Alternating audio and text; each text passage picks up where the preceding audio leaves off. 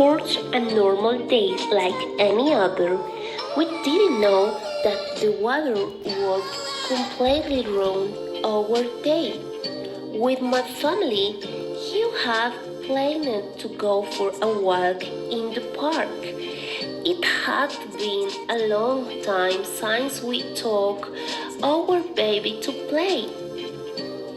Excited, we got ready early, headed out, and when we were halfway there, it started to rain very softly. Gently rain wouldn't bother us, so we continued.